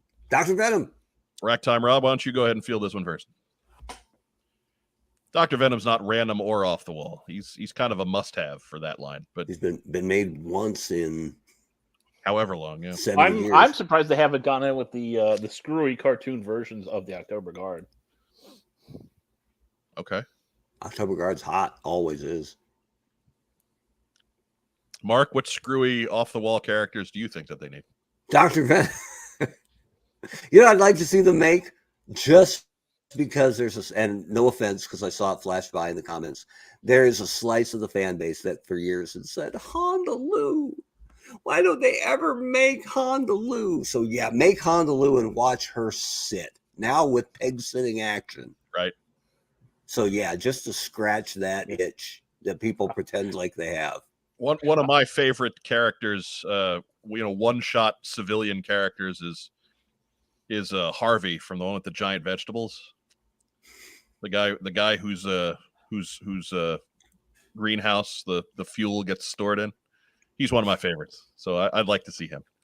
That's not bad. I do might buy a reaction bullet, man. Harvey and his fat self and his bad bowl cut, and yeah, he would be great. Now I'm a big Steeler honk. I legitimately want them to make Steeler, but if they launch him at San Diego to make Reefer Madness Steeler running around just with hands like this and just the freaked out face from, because I hadn't watched Worlds Without End in ages, and I fired it up earlier this year, and I'm like, wow, they're really over the top with a Steeler right there, right? It was like every bad like real film they played in your health class in 4th grade that was 15 years old, that was like a kid, they pass him a blunt and he doesn't even put it in his mouth, and then he's just like out with a knife on a unicycle, right? looking for lambs to throw at tractors, like, Yeah. Right, just taking off in a full sprint, screaming at Grunt, "We've died and we've died to the devil!" And it seemed like Grunt was like front and center on the camera lot, and you just see Steeler running in the background. Just run by. It looked like a Benny Hill episode was going on in the background with no women. You could probably put that to Yakety Sax, and it'd be pretty awesome. It would work. Falling down into the ravine, yeah, it'd work. Be all right. Mike and panel, do you think we'll get a sequel to Snake Eyes or something else in the future for a film or TV series? I hope we don't get a sequel to Snake Eyes, because wow, America said no thanks to the first one. I made more money this week on my paycheck as a public school employee than that movie did. Right, and so we don't need them to say no again. We need G.I. Joe to be successful. I know I keep beating the drum on this, but G.I. Joe is too expansive to be a really good movie property. Like, there's just too much going on, and I don't think you can capture that in 2 hours of cinema. I think the pure form of G.I. Joe is animation. I think that's where it needs to happen, and I'll say that till my dying days. Or at the very least, episodic, right? Like, right, yeah. Right. The joy of G.I. Joe is that everybody's got a favorite. Everybody's got a different take on it. And those takes are all legitimate, right? If you think G.I. Joe's military drama, then you're right. If it's adventure, you're right. If it's science fiction, you're right. Hell, if it's comedy, you've still got your toe in the water, because they never did any of those things without a sense of humor. So G.I. Joe's whatever, right? And I think a movie is too focused on one of those things, whereas TV would be better, and animation in television would be best. So it'll be some. If obviously they're going to do another film, it will be something besides Snake Eyes. Snake Eyes, no bueno, no big time failure. So I'm happy we got to see him in the suit in the last 8 seconds. Right.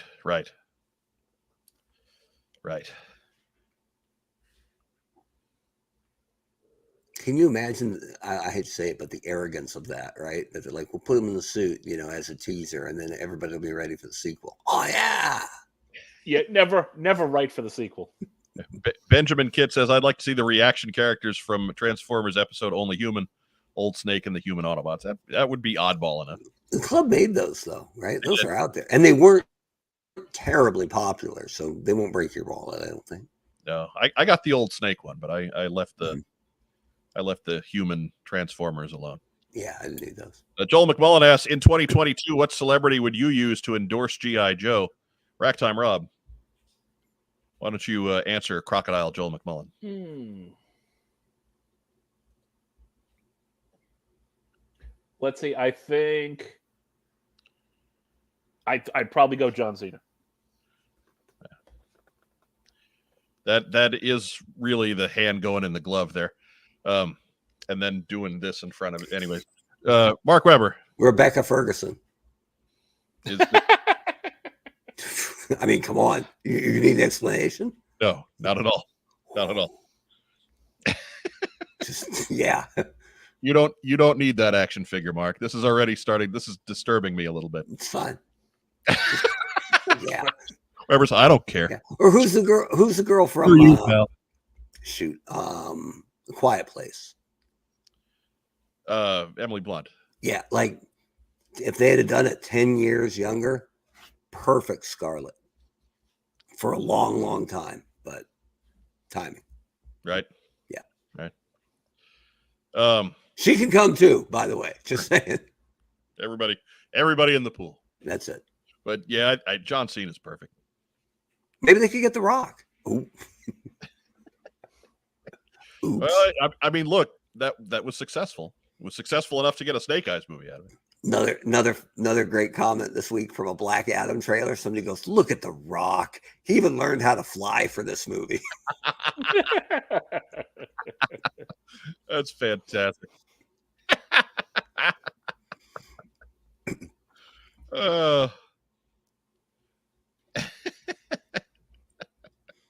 Matt Rubin, Honda Lou with peg sitting action. Don't make the joke, Matt. That's it. You thought that was an accident? Well done, Matt Rubin. Well done. Sometimes they rattle around for a while, like a bad game of Pong, and then you're like, "Yeah." Stop. The eagle has landed. Stop.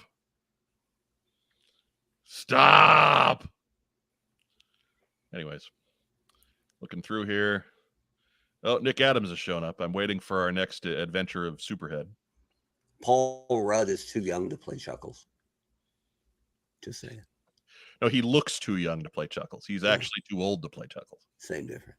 He's 74. I mean, he's smoking good looks for 74. What was that movie he made with Betty Davis? Dark Victory. I don't remember it because it wasn't a speaky. It wasn't a talkie. Yeah. Betty Davis would do silent movies. Jeff Butler says a Covert Ops Joe series featuring Lady J and Chuckles seems to be the way to go. Sure, fans would be into it, but the collective reaction from the world at large, I think, would be, who cares? And I mean, they rumored...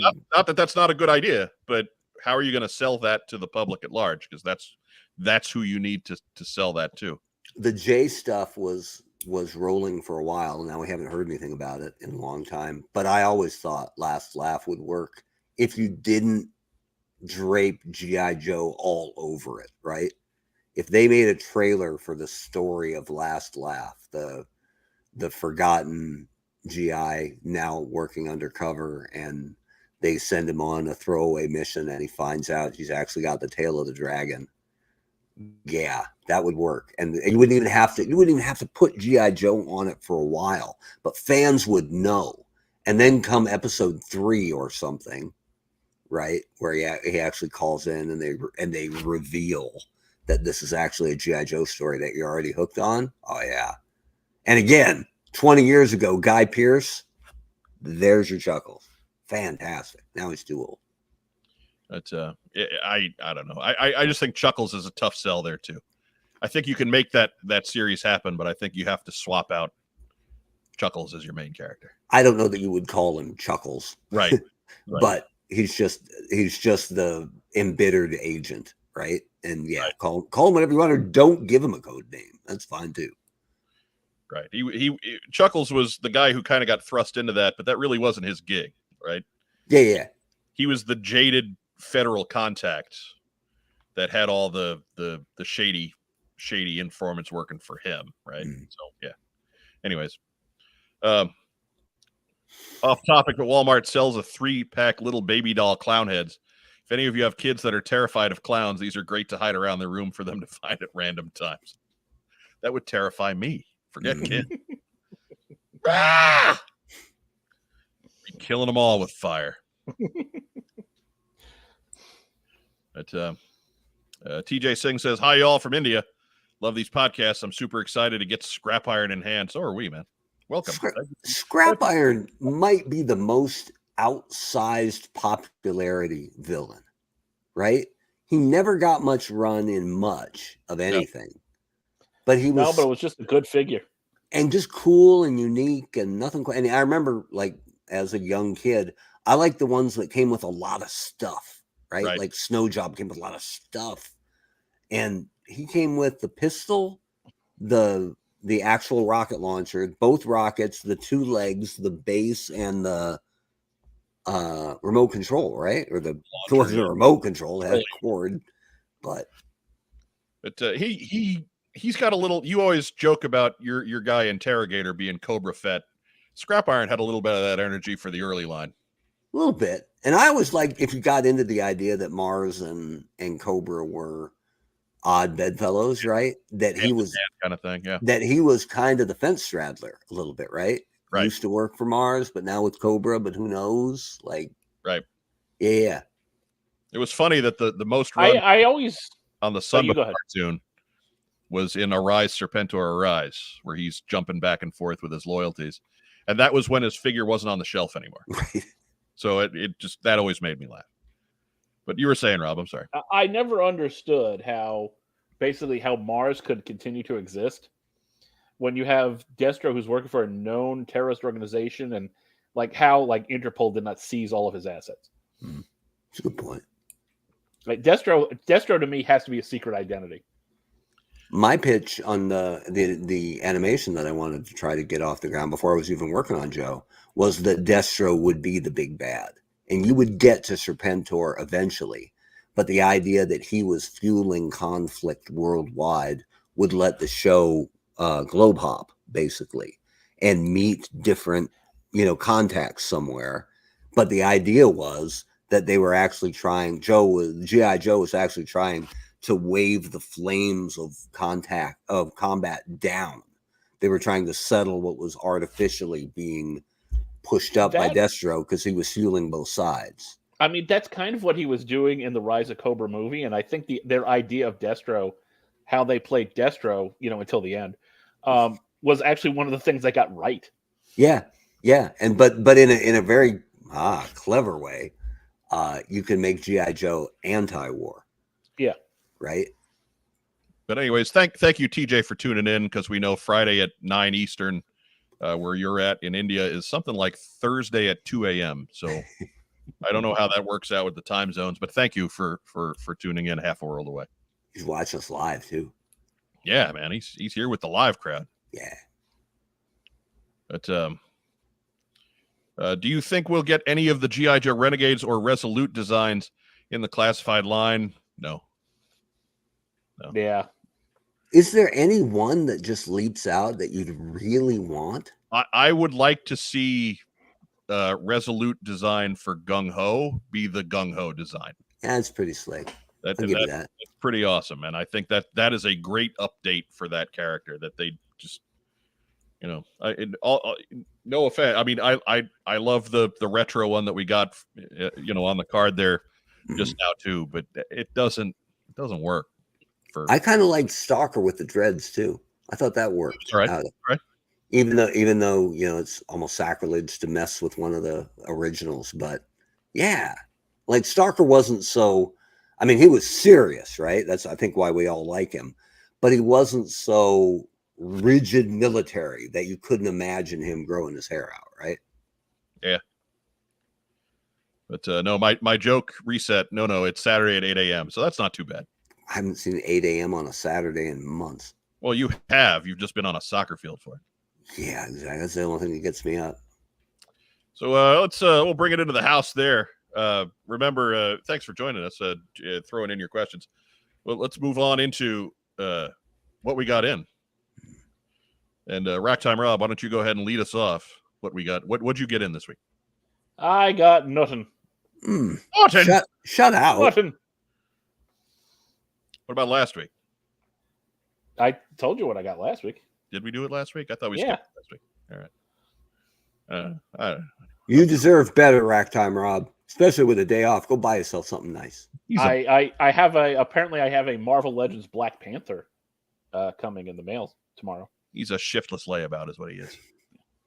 Well, if they deliver it, he doesn't have to. He can be a layabout. Just put it in his hand. Here you go. Mark, can't find things around here, so gotta go mail.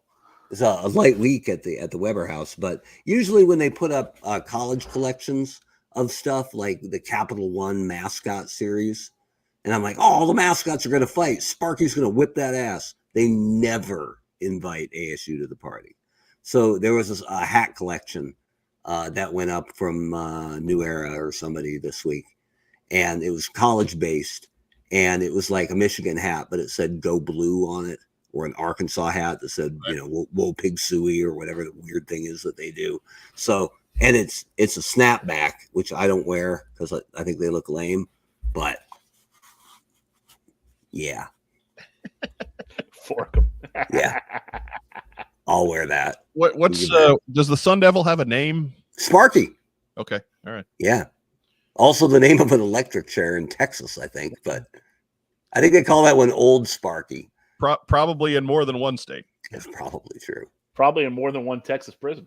Yeah. But ASU hasn't had a lot to cheer about in a long time, but fork them. Yeah. There were only like 13 hats. I was just so excited that they invited ASU to the dance. Arizona State in there. Yeah. But Diana Davis says she has a new NDA on the way, and we appreciate that, ma'am. Thank you. Mm-hmm. Good job there. But yeah, when I get in, I only got one thing myself, and it wasn't even anything I ordered. And if you pay attention to us on Facebook and Instagram, you've already seen Checkpoint. Still Backstop's helmet. Right. Honorary prodigy of the Beach Party 86. He was sent by the honcho. So I didn't even have a chance to go out and get him myself. Mark was like, you need a Checkpoint in your collection. And I'm like, sure. It was worth the risk because I didn't know whether or not you had one, but I thought maybe not. So no, and he's got his gun, he's got his helmet, he's got his shoulder pads. He does not have his little nightstick that goes on his leg, to which you say, come on, Mark. Right? Come on. Dude, I bought that. I bought him complete. I sold that separate and paid for the whole auction. There you go. Yeah. That's solid. Right. I made money on this. That's the Right. best kind of charity. That is. I'd never had a Cops figure before, ever. Never actually even held one. No, me either. They're really solid. Like yeah, they're pretty good. It's got some density to it. They're a little gangly. Like I was saying to Rob, it's like it would be a really good figure, except like these would be guys where they would all be 6'8", and their legs would all be 4 feet long. Like it would just like, yeah. So they're kind of weird in terms of how they're built, but when you're looking at them as a toy and just something that's made for kids to smack together in the backyard, it's a solid toy. I was impressed. I never really thought much of Cops. It wasn't my thing. I was out by then, but this is the first one. And yeah, I used to watch the show, but I was already in middle school and high school by that point. So I wasn't at all interested in the toys, but when I came home from school or whatever, I'd watch the show. But I never had any of the figures. Was he a regular part of the show, or was he? No, he was hanger on. He was not released until after they had stopped production on the show. Okay. Like the show went 2 seasons, and he was part of Wave 3. Mm. So does he get to hang out with all the grandpas on your shelf? How's that work? They're not really on a shelf right now. He's on the desk with the last 6 or 7 beachheads that I've bought that I haven't put away yet. So like they're all right here. Okay.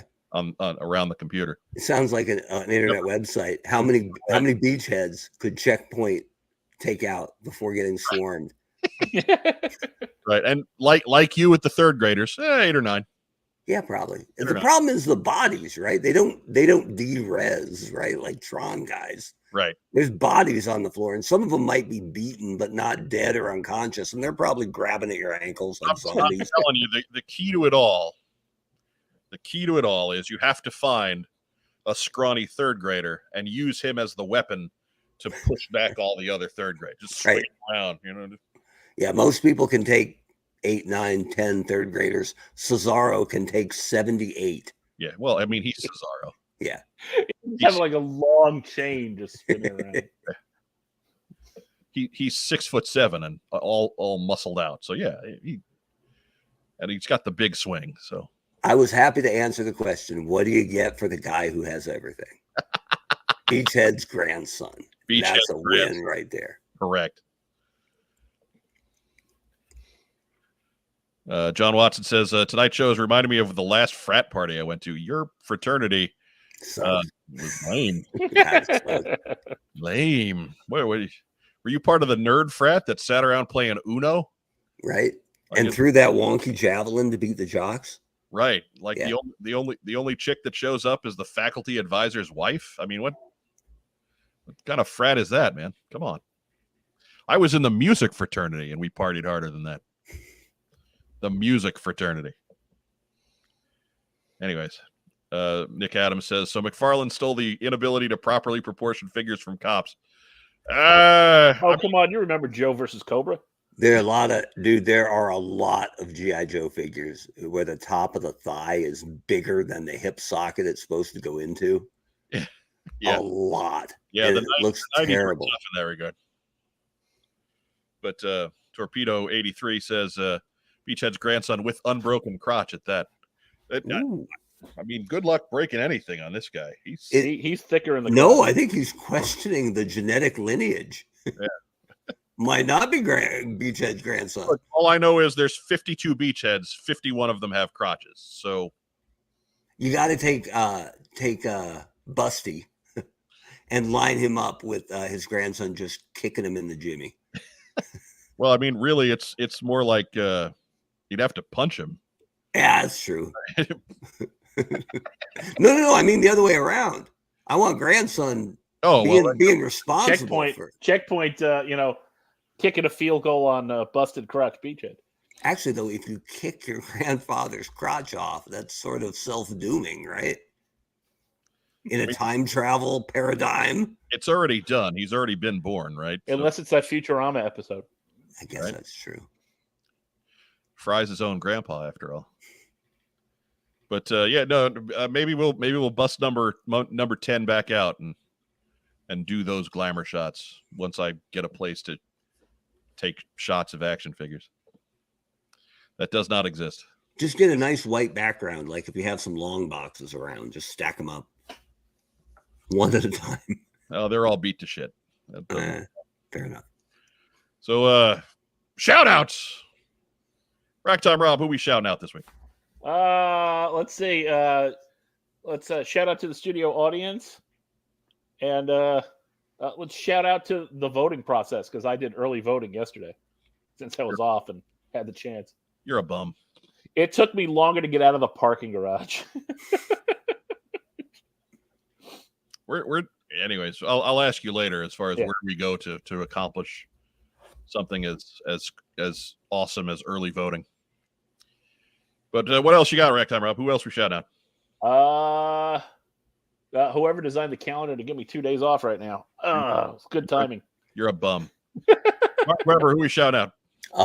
Let's shout out to whoever scheduled my middle school co-ed soccer team to play against a middle school boys A varsity team on Wednesday.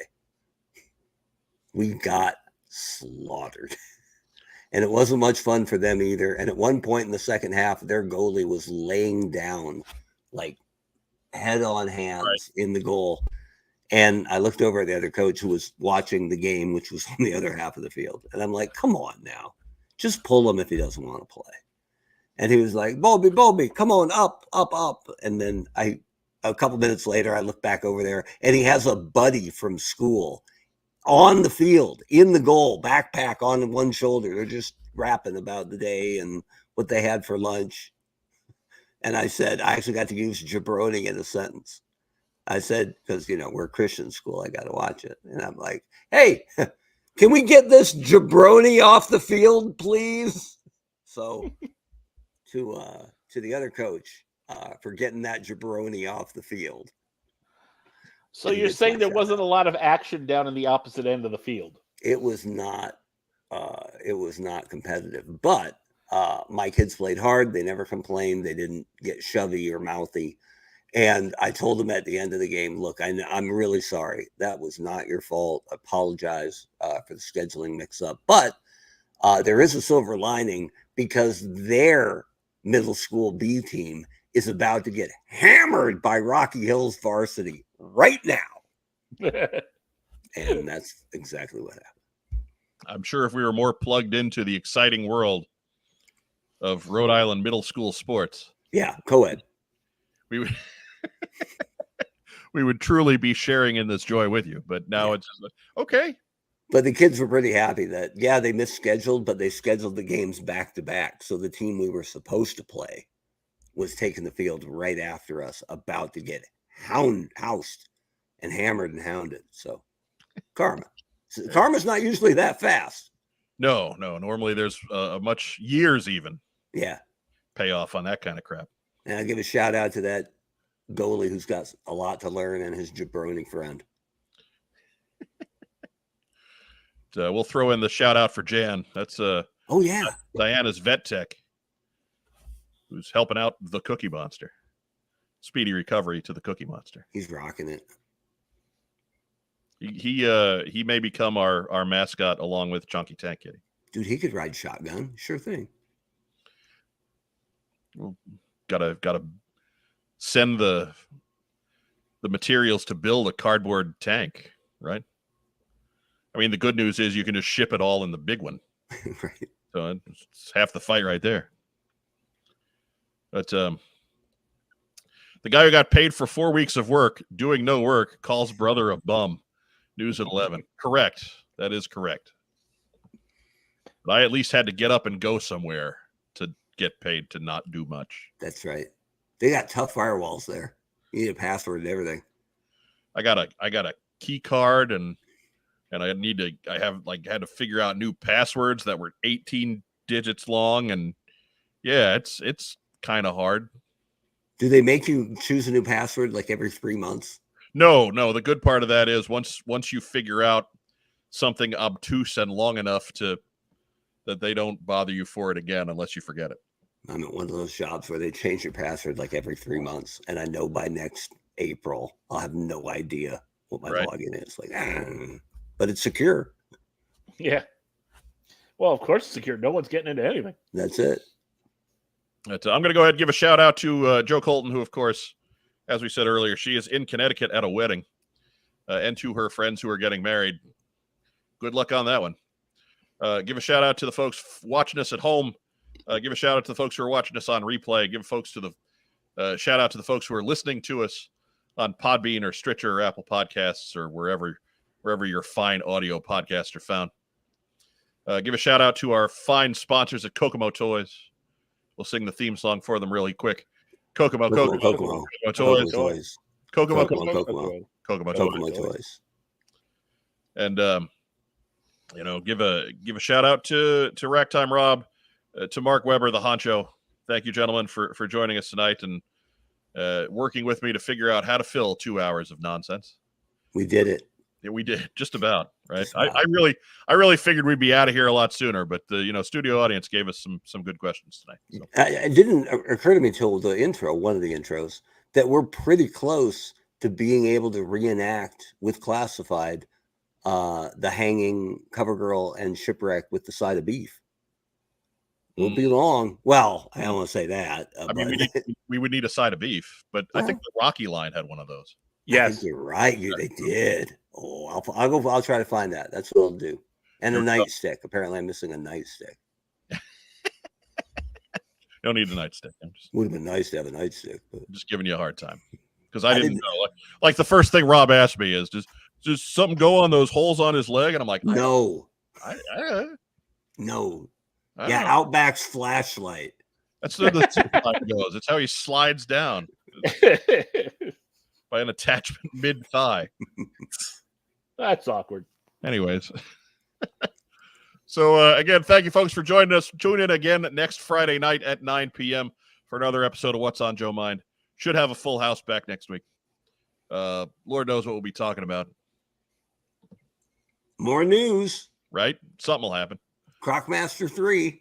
Something will happen. We almost did better than that. We almost did definitive 1988 this week, and then Joe Colton bailed out at the last minute.